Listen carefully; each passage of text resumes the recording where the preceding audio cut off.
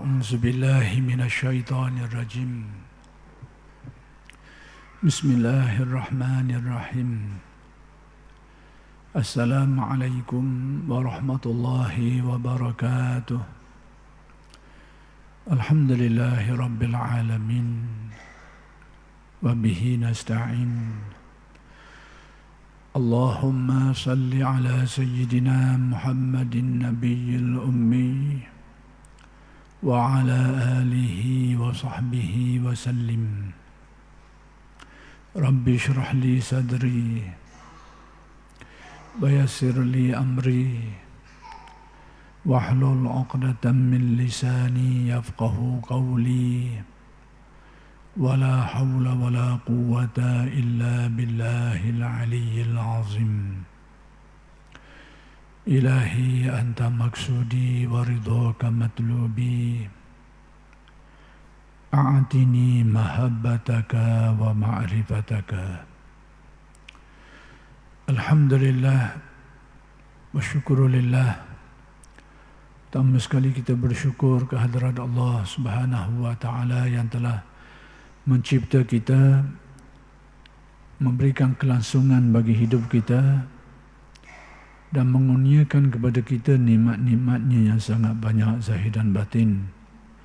Mudah-mudahan segala nikmat-nikmat yang dikurniakan itu sentiasa dikurniakan kepada kita dan dijadikan kita orang-orang yang mensyukuri nikmat.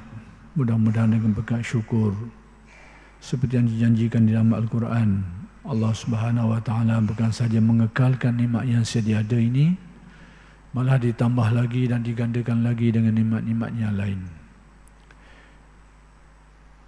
Kuliah Masjid Abidin pada malam ini insya-Allah akan meneruskan huraian kalam hikmat Al-Syeikh Ahmad Ibn Athaillah Al-Iskandari radhiyallahu anhu. Kalam hikmat yang ingin dijelaskan pada malam ini ialah kalam hikmat yang ke-231.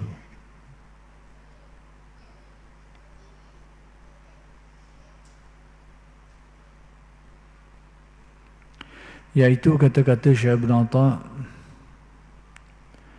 la tay'as min qabuli amalin lam tajid fihi wujud al-huduri فربما قبل من العمل ما لم تدرك ثمرته عاجلا. Maksudnya, jangan putus harapan untuk diterimanya amal perbuatan yang kau kerjakan dengan tidak khusyuk, yakni tidak hadir hati di dalamnya. Sebab masih ada kemungkinan amal itu diterima padahal belum dapat dilihat buahnya dengan segera. Jadi melalui kalam hikmat Syekh Ibn Atha yang ke-231 ini, Syekh Ibn Atha ingin memberikan kita pedoman, taujih, memberikan pedoman kepada kita untuk kita menghadapi keadaan-keadaan yang kalau kita tidak dapat faham perkara ini dengan baik, maka boleh mengakibatkan kita ni jadi putus asa, jadi lemah semangat dan sebagainya. Jadi pedoman ini diberikan oleh Syekh Ibn Atha supaya kita ini ada sandaran dalam beramal, ada kaedah dalam beramal, dan supaya kita tidak terbabit dengan sikap-sikap yang negatif dalam beramal, seperti putus harapan, putus asa dan macam-macam lah. Baik, apa yang nak diberitahu oleh Syekh Ibn Atha di sini? Pertama sekali kita kena faham realiti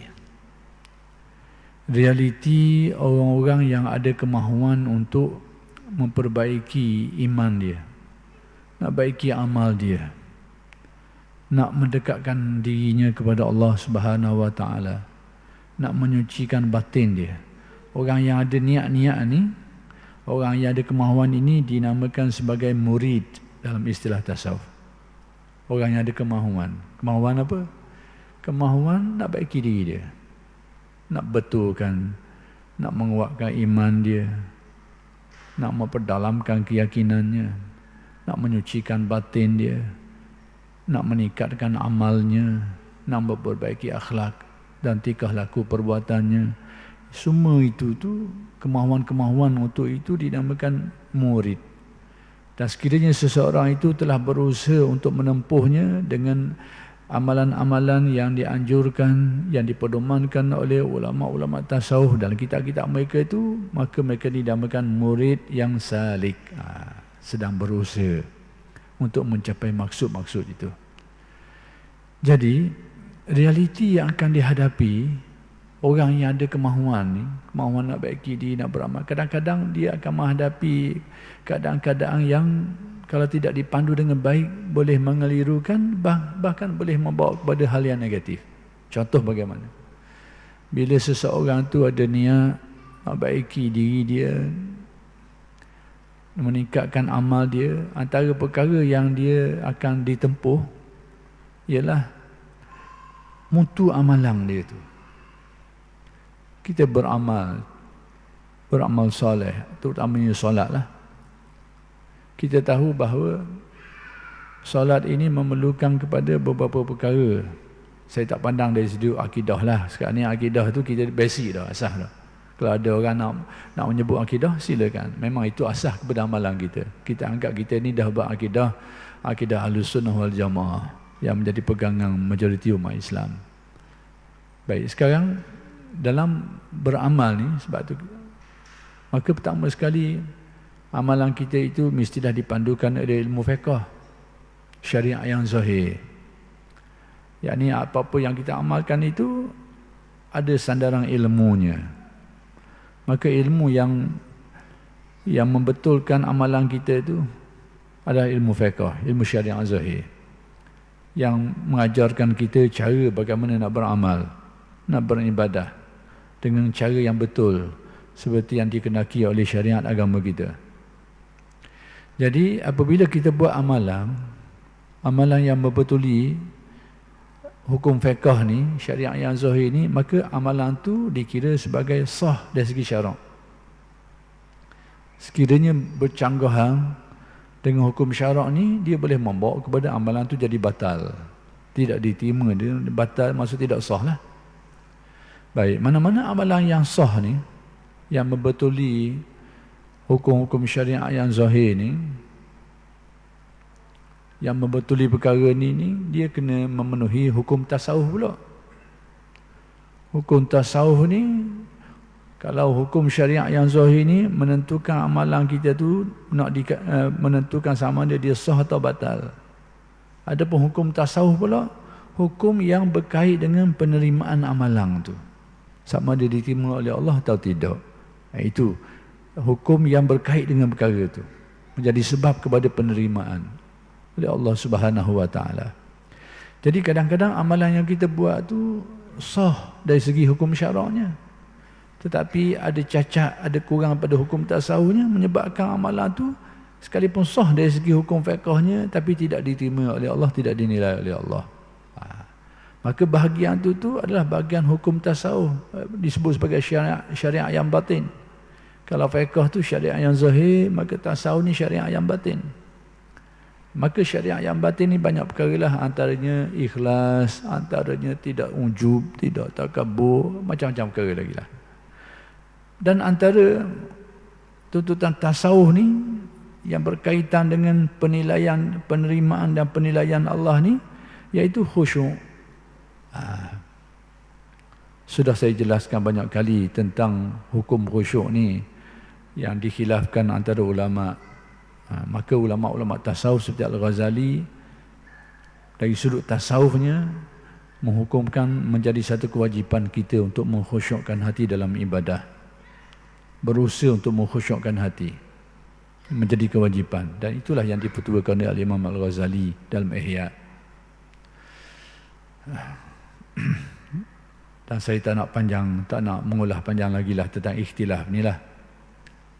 Sebab ikhtilaf ni secara mudahnya lebih bersifat ikhtilaf yang lafzi. Ulama-ulama fiqh yang memfatwakan khusyuk ni sebagai sunat itu difahami daripada petua mereka itu merujuk kepada khusyuk anggota. Macam kita semayang, kita boleh tengok kata rawa, itu panggil dok khusyuk anggota. Tapi tidak batal semayang kita. Semayang lenggok, tengok lapu, tengok mata dia, asalkan body kita ni, badan kita ni tak paling daripada kiblat, sudahlah. Mata kita ni duk tengok cicak lah, tengok gelapu lah, tengok kipas lah. Itu tidak khusyuk zahir. Zahir tidak khusyuk. Tapi tak batal semayang. Jadi petua fiqh yang mengatakan khusyuk itu sunat difahami adalah khusyuk anggota, bukan khusyuk qalbu, khusyuk badan. Jangan kita gerak sikit, sengit sini, tak batal semayang kita, tapi hukumnya makruh. Tidak khusyuk. Sebab tu dia tidak wajib, sebab dia tidak membatalkan. Ni khusyuk itulah yang dipetuakan oleh ulama fiqh. Sesuai dengan ilmu fiqh ni, ilmu yang membahaskan tentang hukum-hukum zahir, tidak bahas hukum-hukum batin.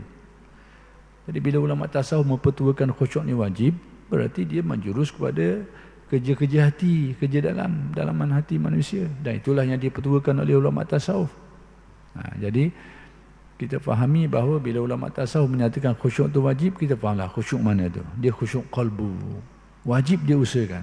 Dengan arti kalau kita membiarkan diri kita lalai, lupa, berdosa kita.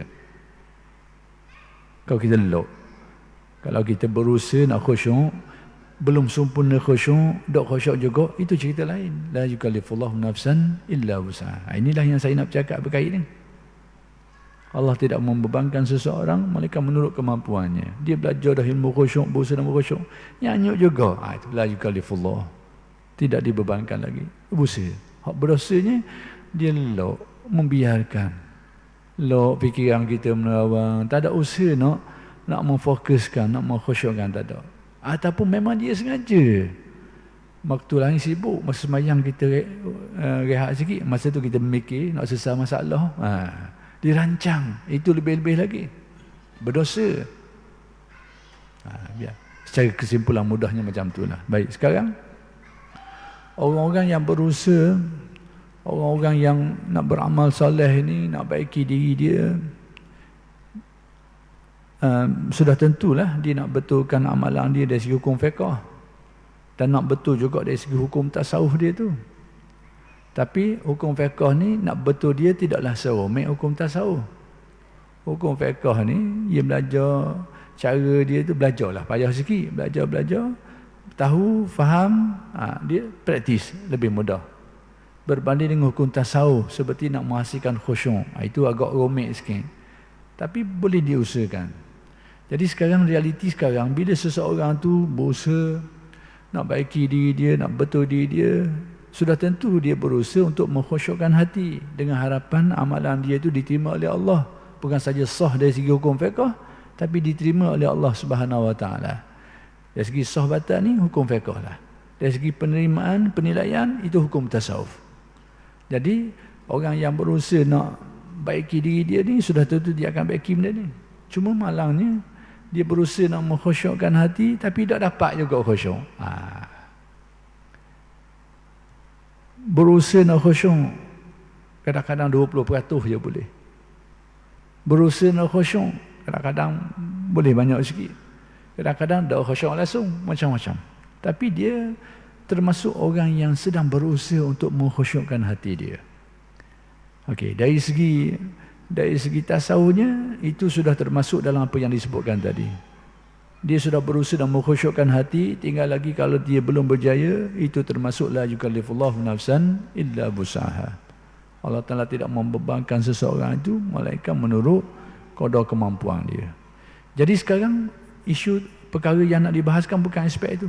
Aspek kita ni nak mengkhusyukkan hati, kita tahu khusyuk ni adalah antara perkara yang berkait dengan penerimaan dan penilaian Allah. Kalau kita lihat dalam hadis-hadis yang menyebut tentang solat manusia itu dinilai berdasarkan khusyuk dia pada setiap rakaat. Kalau 4 rakaat, serakaat ada khusyuk, 3 jelah boleh penilaiannya. Itu disebut dalam riwayat bahawa penerimaan, kalau solat kau, penerimaan dia tu berasaskan kekhusyukan hatinya pada setiap rakaat dia tu. Jadi nak beritahu bahawa ini aspek penerimaan dan penilaian. Jadi sekarang bila ada orang beramal ni tapi tak dapat khusyuk juga, kalau dia tak ada pedoman ini, dia akan jadi macam mana? Dia akan fikir, dia kata, Allah, akhir kali dia putus asa. Kata tak pedoman, dia putus asa.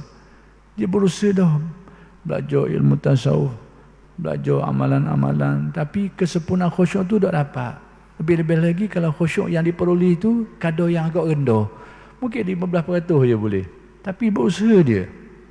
Keadaan ini kalau berlaku seminggu, 2 minggu boleh tahan, tapi kalau berlaku berbulan-bulan, bertahun-tahun, dia boleh mengakibatkan orang jadi putus asa. Allah, dah jadi dah aku ni. Tahu khusyuk-khusyuk ni benda ni. Sedangkan dia tahu khusyuk itu adalah tempat ukuran kepada penerimaan dan penilaian. Akhir sekali dia rasa, amalan aku ni tak ada benda dah ni. Dia boleh membawa kepada putus asa. Inilah yang ingin dipedomankan oleh Syekh Ibn Atta'. Syekh Ibn Atta' nak bagi pedoman kalau seseorang menghadapi perkara ni, dan ini perkara yang dihadapi oleh ramai orang. Ramai orang yang ada keinginan untuk baiki diri dia, maka nak menghadapi masalah yang serupa. Nak baiki, nak betul, mana dia khusyuk nak main dah kan nak buat, dah belajar gini, tak sempurna juga, sikit je boleh. Kalau boleh 70% boleh tahan lagi. Ni mungkin boleh 15, 10% je khusyuk kadang-kadang.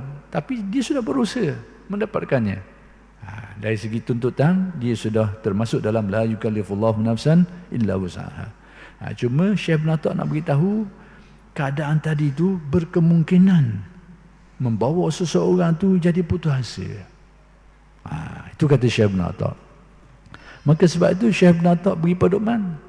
Macam mana pedoman dia? Dia kata jangan putus harapan, jangan putus asa untuk diterima amal perbuatan. Sebab penerimaan amal itu dia berkait dengan hukum tasawufnya itu.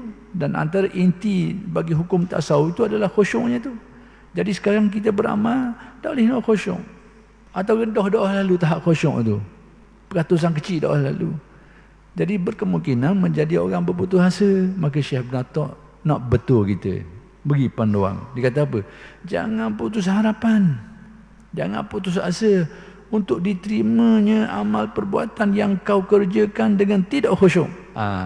Amalan yang kita buat tidak khusyuk, padahal kita nak mengkhusyukkan. Kita dah belajar ilmu dia, dah beramal nak mengkhusyuk, tapi tak khusyuk juga. Adapun orang yang membiarkan diri yang tidak khusyuk, itu hal lain dah tu, tak masuk dalam kira ni. Ini orang yang berusaha nak khusyuk tapi tak dapat juga. Jadi oleh lama kelamaan, akhir kali kalau tidak ada pedoman ni, dia boleh jadi putus asa. Kerana dia rasa amalan aku ni tak ada nilai yang, tak dinilai, tak diterima oleh Allah. Dia akan fikir macam tu. Maka Syekh Ibn Atta' kata jangan putus harapan untuk diterimanya amal itu. Ambil itu amalan yang tidak khusyuk tadi tu. Dalam keadaan dia nak mengkhusyukkan, dia ingin, dia nak khusyuk tapi tak nak khusyuk juga. Baik, sebab apa Syekh Ibn Atta' kata macam tu? Apa sebabnya? Dia kata sebab masih ada kemungkinan. Ini aspek yang jarang orang tengok. Kalau kita tengok aspek tadi, Allah tak ada khusyuk, tak ada lah. Kita pun fikir tak ada dah. Kita akan fikir sekerat tu je. Tak khusyuk, sesuai dengan hadis Nabi. Tapi Syekh Ibn Atta' meluaskan lagi kefahaman kita, pandangan kita terhadap perkara ni. Dia kata apa?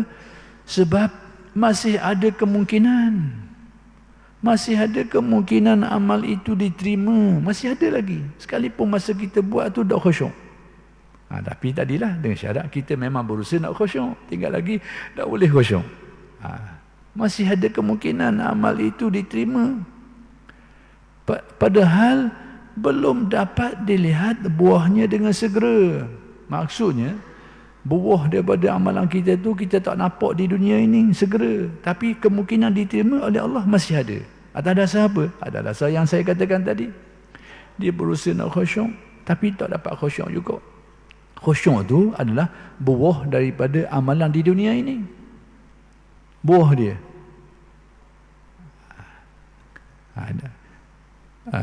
Padahal belum dapat dilihat buahnya dengan segera. Hasil daripada amalan tadi itu belum kelihatan dengan segera di dunia ini. Jadi ada kemungkinan amalan itu diterima, kata Syekh Ibn Atta. Atas dasar apa ada kemungkinan? Tadilah la yukallifullahu nafsan illa wus'aha. Allah Ta'ala tidak membebankan seorang melainkan menurut kemampuannya. Jadi tidak berusaha nak khusyuk, tak khusyuk juga. Jadi kalau kita tengok dari aspek tidak khusyuk tu, aspek tu saja, mungkin kita akan berpandangan tak diterima lah. Tapi kalau kita tengok dari segi orang yang berusaha tapi tidak mendapat, merujuk pada ayat tadi, mungkin lain keadaan dia. Sebab tu Syekh Ibn Atta kata, ada kemungkinan lagi. Masih ada kemungkinan amalan yang buahnya itu tidak dilihat di dunia ini, hasil dia itu belum dilihat di dunia ini, tapi amalan tu masih ada kemungkinan diterima oleh Allah. Dengan erti, masa kita semayang, kita dah berlatih, dah belajar, sedang berusaha, sedang berkhusyuk, tapi buahnya tak dapat lagi. Ilmu belajar dah. Amalan yang mengkhusyukkan hati, kita buat dah. Kita belajar dah, kita laksanakan dah. Tapi buah tu tak mari molek lagi. Buah hasil dia tu. Khusyuk tu belum dapat. Dalam keadaan ini kata Syekh Ibn Atta, masih ada kemungkinan diterima oleh Allah. Masih ada kemungkinan. Baik. Meskipun dalam amal perbuatan belum mencapai hadirnya hati. Masa kita buat amalan tu, khusyuk hati tak ada.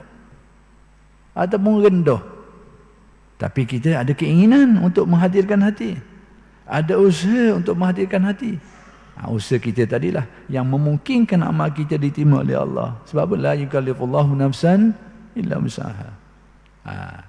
Jadi amalan yang tidak memungkinkan dia diterima oleh Allah, orang yang membiarkan hatinya tidak hadir. Orang yang sengaja membiarkan hatinya tidak hadir. Orang yang tidak berusaha untuk menghadirkan hati. Ini je. Tapi kalau dia berusaha tapi tak dapat lagi, itu cerita lain. Ini Syekh Ibn Atta. Jadi kalau kita tak nampak salah belok ni, kita akan faham selapih, akhir kali kita putus asa. Allah.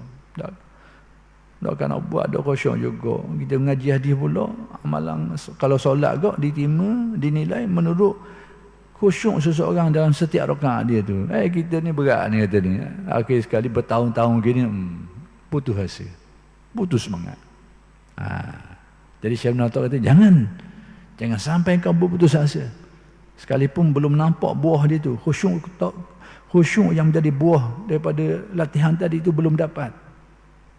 Jangan rasa putus asa lagi. Masih ada kemungkinan amalan itu diterima oleh Allah. Sebab apa yang penting adalah mujahadah kita itu yang penting. Usaha kita itu, niat kita itu, itulah yang penting. Buah tu kurnia Allah. Hasil pemberian Allah. Itu jangan campur tangan. Bahagian kita mengusahakan. Itulah bahagian yang akan dilihat, dinilai oleh Allah. Kita mengusahakannya atau tidak. Kita berniat, ada niat untuk mencapainya atau tidak. Itulah tempat tilikan Allah Subhanahu Wa Taala.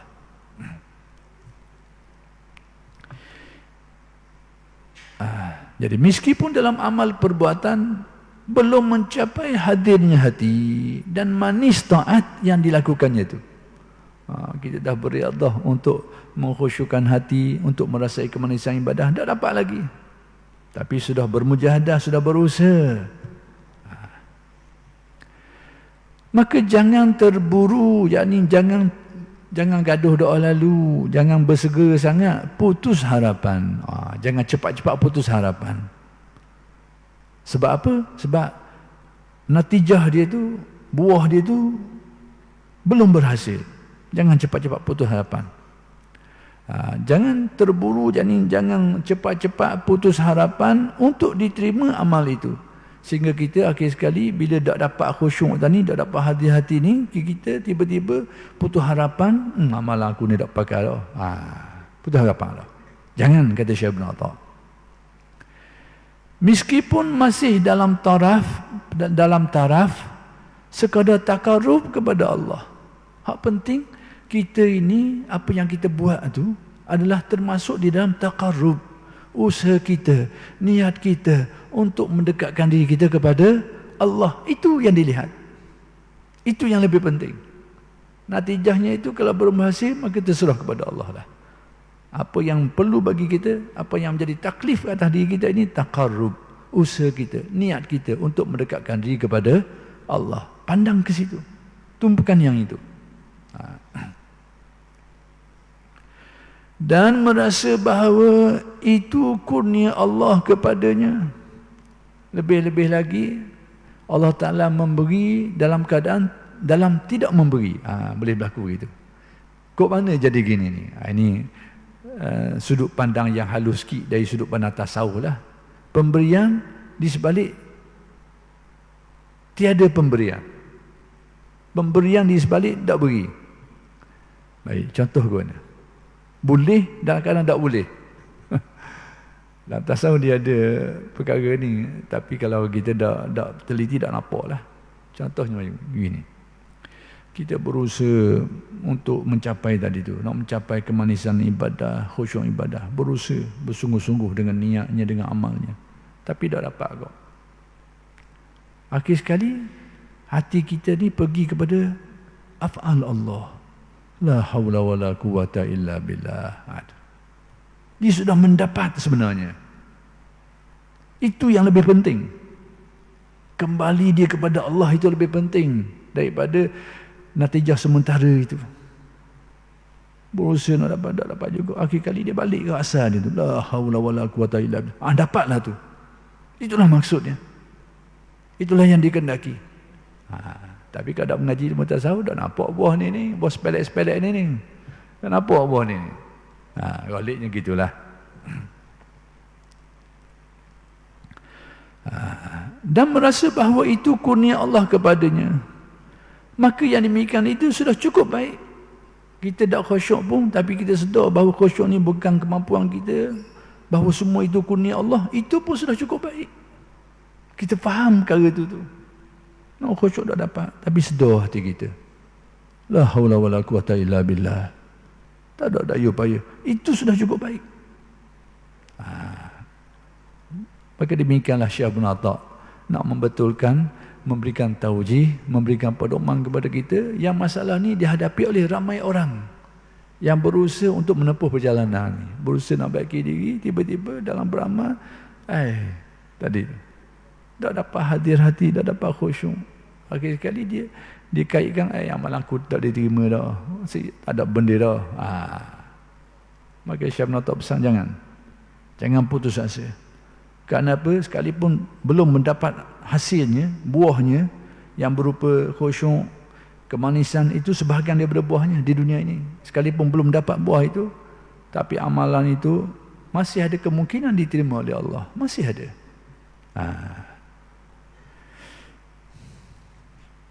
Demikianlah kalam hikmat Syekh Ibn Atta yang ke-231. Kemudian kalam hikmat Syekh Ibn Atta yang ke-232. Malah ni laju sikit malah ni. Iaitu kata Syekh Ibn Atta, la tuzakkiyanna waridan la ta'lamu samaratahu. فليس المراد من السحابة الأمطار وإنما المراد منها وجود الأسمار. Baris yang betul, wujudul asmari. Wujud. Maksudnya, jangan membanggakan, jangan rasa gembira, rasa bangga terhadap suatu warid yang yakni kecondongan hati untuk berbuat taat. Ini sebahagian yang belum kau ketahui buahnya, sebab bukan yang diharapkan dari awan itu sekadar hujan, tetapi tujuan utamanya ialah adanya buah dari pohon-pohonan. Ini selakor ke depan sikit lagi. Baik, apa maksud yang nak disampaikan oleh Syekh Ibn Atta melalui kalam hikmat ini? Sudah dijelaskan pada kuliah-kuliah yang lalu tentang konsep wirid dan warid. Wirid amalan. Amalan yang diamalkan dengan ciri-ciri tertentu. Sudah tentu dia mengikuti hukum fiqh lah, dia nak lagi dah. Kemudian diamalkan dengan ikhlas, diamalkan dengan istiqamah, dengan bersungguh-sungguh. Itu antara ciri-ciri wirid. Bila amalan ini diamalkan, maka dia menatijahkan hasil yang merupakan kurnia Allah, iaitu dinamakan warid atau waridat. Tambah dan sebut warid pun boleh, waridat pun boleh, super je. Dan warid ini bermacam-macam bentuknya.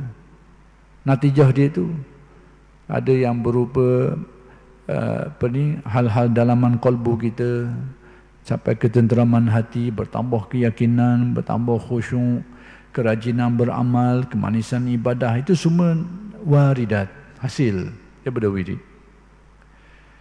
Jadi sekarang Syekh Ibn Atta nak beritahu kepada kita, kadang-kadang ada orang beramal, dia dapat warid. Bagus yang itu. Tapi kita tahulah perjalanan ni dia ada liku-liku dia juga. Bila dapat warid ni, ada orang dia rasa bangga dengan warid tu. Ni masalah pula. Dapat warid tu bagus. Tapi kadang-kadang kalau tidak ada pedoman ini, orang akan berbangga dengan warid dia tu. Kadang-kadang tanpa sedar, dia akan membawa kepada ujub. Dia akan rasa bangga diri dia rasa dia diri molek, baik daripada orang. Orang lain dia mula dipandang rendah, pandang remeh. Penyakit lain timbul pula dah. Dapat warid tu bagus dah. Tapi kalau tidak ada pedoman, dia boleh bawa kepada hal yang negatif juga. Maka Syekh Ibn Atta memberitahu kepada kita pedoman ni. Dia kata jangan kita membanggakan sesuatu warid yang kita dapat tu. Antaranya contohnya kita dah berusaha, beramal, berwirid, beramal, bermujahadah, kemudian telah dikurniakan sebahagian daripada warid. Seperti kita mula terasa rajin beribadah, ringan beribadah, manis beribadah, lazat beribadah, khusyuk beribadah. Kita dah dapat yang tu sebahagian. Syekh Ibn Atta beri pedoman, jangan kamu rasa bangga yang itu. Jangan kamu membanggakan dirimu terhadap benda tu. Sebab apa? Kerana kata Syekh Ibn Atta dalam menjelaskan ini mendatangkan suatu tamsilan, satu perumpamaan. Dia kata, apa perumpamaan dia? Dia kata, yang diharapkan daripada hujang tu, yang diharapkan daripada awang ni, bukan sekadar hujan. Memang nak hujan lah awang ni, tapi bukan sekadar tu, kata Syekh Ibn Atta. Tapi yang lebih penting dari itu, iaitu tumbuhnya tumbuh-tumbuhan dan berbuahnya buah pokok-pokok tu. Jadi dengan arti, kalau kita beramal ibadah, kemudian dapat warid, dapat khusyuk, dapat hadir, dapat kerajinan, kerenangan, kemanisan ibadah, kemudahan berbuat ibadah dan sebagainya, dapat sebahagian warid itu. Jangan, kalau sekadar itu, jangan sampai kita berbangga dengan yang itu. Kerana yang dikenaki bukan sekadar itu yang dikenaki. Ada yang lain lagi yang dikenaki. Natijah yang lain lagi yang dikenaki. Kalau dalam semayang, contoh yang didatangkan, ya bawa contoh semayang ni, mula-mula mungkin masa kita bermujahadah ni, kita semayang pun berat, payah, khusyuk pun payah, peratusan pun kecil, berat lagi, malah lagi, nebeng. Buat kadang-kadang kita memaksa diri. Itu elemen mujahadah lah tu. Kita bersungguh-sungguh, sekalipun rasa beban, rasa berat, rasa payah.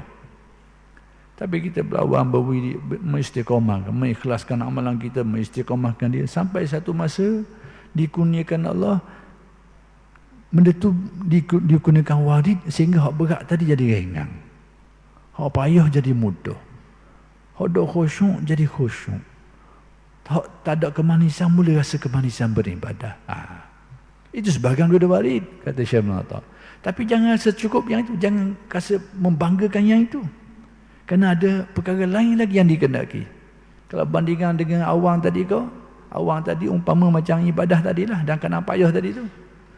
Maka awang tadi tu, yang datang awang gelap ni, dia menurunkan hujan. Dan memang itu tujuan daripada awan pun. Kita pun bila tengok musim kemarau ni, tengok awan ni, mengharapkan hujan jugalah. Tapi kata Syekh Ibn Atta, jangan bila turun hujan saja kita rasa senang hati dah dengan hujan tu. Ada benda lain lagi hak nak tu. Ada benda lain lagi. Iaitu apa benda? Kalau ibadah kau dan semayang kau, selain daripada kita buat ibadah kita, beriadah dengan solat kita ni, lalu kita mendapat sebagian warid, mendapat kegembiraan hati, ketenteraman hati, kemanisan ibadah, keringanan ibadah dan sebagainya kita dapat. Natijah lain yang lebih penting, bahawa semua itu menjadikan kita terhalang daripada melakukan kejahatan. Terhalang. Jadi kalau kita tengok dari sudut ini saja, tapi tidak membuahkan natijah akhir tadi itu, lalu kita bangga dengannya, ada benda yang kurang. Masih ada benda yang kurang. Sama juga dengan awang ni juga. Awang lebat ni, turun hujan saja. Kita pun suka hati dengan hujan. Pokok mampu habis. Pokok mampu. Apa tak buah? Tak jadi. Ada benda kurang. Jadi tujuan hak nak akhir sekali ni, selain daripada awang ni, turun hujan ni, tumbuh pokok tu. Bukan sekadar tumbuh, pokok tu pula biar buah lagi. Maka demikianlah Syekh Ibn Atta mengingatkan kita bahawa bila kita mendapat sebahagian warid ni, jangan sampai kita berbangga dengannya. Sebangga dengannya, membesarkannya. Sebab apa? Kerana ada hal lain lagi yang dikendaki. Jadi kalau kita rasa bangga dengan yang itu, kita rasa senang waktu itu, setakat itu jelah. Maka hak lain tadi itu mungkin tak akan kesampaian, tak akan dapat.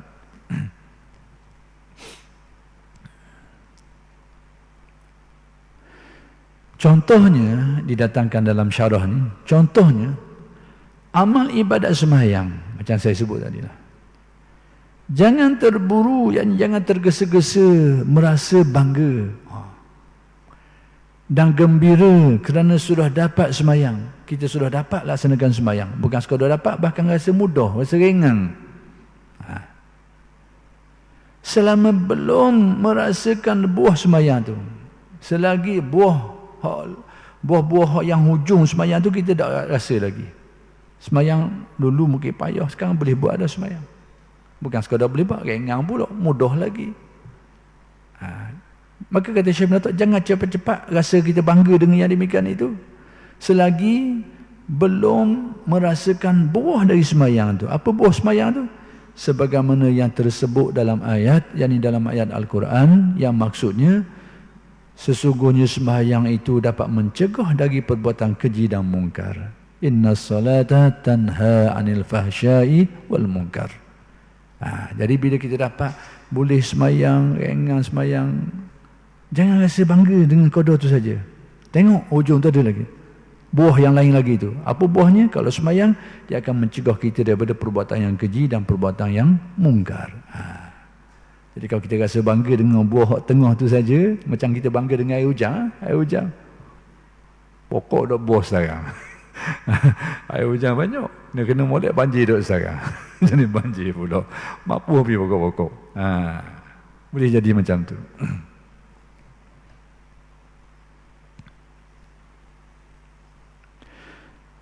Ini buahnya sembahyang. Jadi inilah buah yang dikendaki dari sembahyang itu, mencegah menghalang manusia daripada perbuatan buruk dan perbuatan yang keji. Jadi warid-warid tengah jalan tadi itu jangan sampai menghalang kita daripada mencapai buah ni. Jadi kalau kita dapat warid tadi, kita dah rasa bangga dengannya, dan kadang tak dapat lagi buah lagi ni, kita sudah tertipu di situ. Kita sudah terpedaya di situ. Na'udzubillah min zalik. Mudah-mudahan Allah jauhkan kita daripada terpedaya seperti ini. Selama belum mendapat buah yang demikian, jangan merasa bangga atau gembira.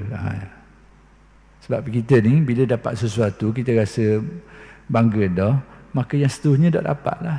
Macam orang periksa lah, boleh makan 70 ataupun makan 60, luluh dah, lebih separuh dah. Oh, suka hati dah. Suka hati, tak naik makan lagi. Tak lepas. Tapi kalau boleh 60 ni, suka boleh syukur dah. Tapi tak puas hati lagi ni. Kena lagi ni. Macam tu kena. Tapi kalau habis teh kata orang. 60 habis teh. 70 80 tak boleh. Tetapi di samping itu, jangan putus harapan untuk diterimanya, yakni diterimanya amal, meskipun belum berhasil segera buahnya. Yakni sekalipun, contohnya kita sembahyang, kita dah rasa keringanan, kemudahan, tapi sembahyang yang menghalang kita daripada perbuatan keji dan munkar tu belum dok kemah molek lagi. Dok kukuh molek lagi. Dengan erti buahnya belum berhasil dengan baik. Sekalipun demikian kata Syekh Ibn Atta, sekalipun kita dah dapat sebahagian tapi tak dapat lagi buah tadi itu pun jangan sampai kita putus asa kata Syekh Ibn Atta. Jangan sampai kita putus asa. Dengan erti teruskan usaha lagi.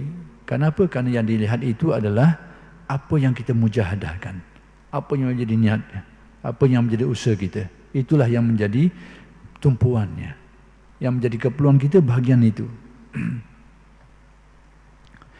Demikianlah kalam hikmat Syekh Ibn Atta yang ke-232. Laju malah ni. Tiga kalam hikmat. Adapun kalam hikmat Syekh Ibn Atta yang ke-233, iaitu kata Syekh, la tatlubanna baqa'al waridati ba'da an basatat anwaraha wa awda'at asraraha falaka fillahi ghina an kulli syai'in wa laysa yughnika anhu syai'un. Ini kalau hikmah yang agak mendalam. Tak apalah kalau kita tak boleh bahagian ni pun paling tidak menjadi pedoman kepada kita pun jadilah. Hak pada kita tadi, hak depan-depan tadi tu. Hak tu memang menjadi keperluan kita. Hak 2, 3, 3 ni mungkin untuk taraf kearifan sikit lah. Untuk orang yang ada dikurniakan Allah hal-hal yang bersifat kearifan, makrifat lah. Ini pedoman untuk dia pula. Jadi kalau sekalipun kita bukan termasuk golongan ini, paling tidak kita tahu dulu pedoman-pedoman ni. Itu pun cukup dah. Faham dulu pun untuk pedoman kita. Manakan tahu satu hari Allah Ta'ala kurniakan kepada kita, kita sudah ada pedoman-pedoman ni membantu kita. Jadi oleh kerana sudah sampainya isyarat ni, kita berhenti setakat ini dulu, dan insya-Allah akan bersambung huraian kalam hikmat ini pada kuliah-kuliah yang akan datang. Aku lu qauli hadza wa astaghfirullahalazim li wa lakum. Assalamualaikum warahmatullahi wabarakatuh.